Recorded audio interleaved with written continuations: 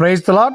September 3వ తేదీ 2024. ఈరోజు దేవుడు బలపరచు వాక్యము, నేనే స్థితిలో ఉన్నను ఆ స్థితిలో సంతృప్తి కలిగి నేర్చుకొని ఉన్నాను. ఫిలిస్తీన్లకు రాసిన పత్రిక 4వ అధ్యాయం 11వ వచనం.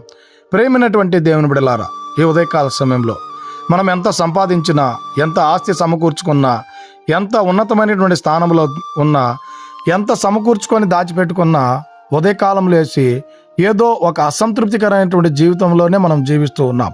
అయితే అలాంటి జీవిత అనుభవంలో నువ్వు కూడా ఈ ఉదయకాల సమయంలో గనక ఉన్నట్లయితే, నువ్వున్న స్థితిలోనే నువ్వు సంతృప్తి కలిగి జీవించగలిగితే, ఆ దేవాది దేవుడు, ఆ యేసుక్రీస్తు ప్రభుల వారు మనల్ని ఆశీర్వదించి బలపరిచి స్థిరపరిచేటువంటి వాడిగా ఉన్నాడు గనుక, ఇకనైనా మనం ఉన్నటువంటి స్థితిలో సంతృప్తి కలిగి జీవించేటువంటి వారంగా మనం అందరం ఉండాలని కోరుకుంటూ, ఈ దిన వాక్యం ద్వారా దేవుడు మనల్ని బలపరిచి దీవించును గాక.